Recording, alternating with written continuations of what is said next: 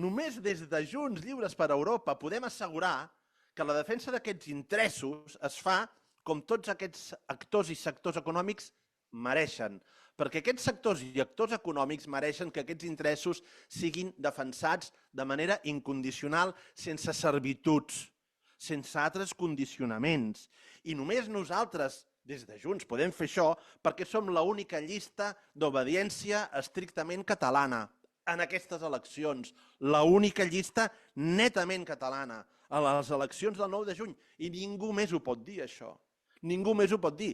Al nostre programa hi ha una llarguíssima llista de propostes realistes, ambicioses, però realistes, però molt concretes, per defensar els interessos de tots aquests sectors. I sí, nosaltres ho podem fer sense una mà lligada a l'esquena. Nosaltres ho podem fer sense dependències. Perquè, escolteu, qui defensarà el corredor mediterrani tal com el volem?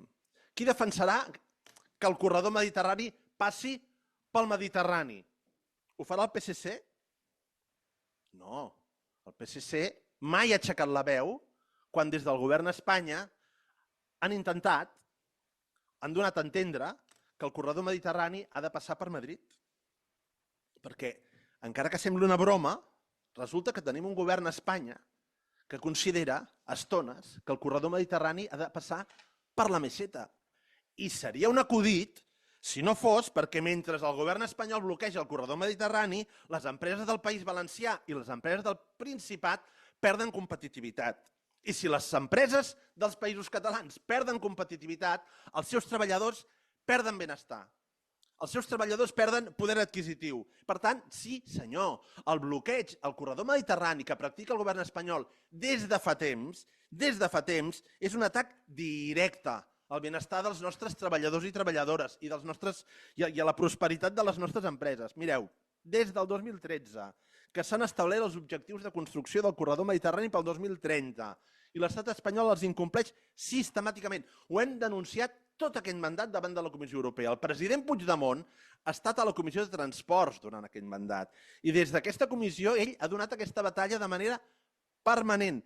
I el que hem vist aquest mandat és com l'estat espanyol està boicotejant intencionadament la construcció del corredor mediterrani perquè no vol donar el pes estratègic que li correspon a Catalunya dins del sistema europeu de transport, perquè els hi fem por, perquè tenen la necessitat d'evitar que Catalunya aconsegueixi la rellevància, els països catalans aconsegueixin la rellevància geoeconòmica que ens correspon dins de la Unió Europea, al sud de la Unió Europea. Per això, un dels punts centrals del nostre programa electoral és la defensa del corredor mediterrani, assegurar que el corredor mediterrani té les característiques que necessitem, que incorpori la plena separació de les vies existents pel transport de mercaderies i no la tercera via que ens vol imposar el govern de l'Estat, compartida amb el tren de passatgers, etc. El corredor mediterrani que volem és una de les nostres prioritats en la nostra acció política al Parlament. Ho ha estat durant l'últim mandat, ho seguirà sent.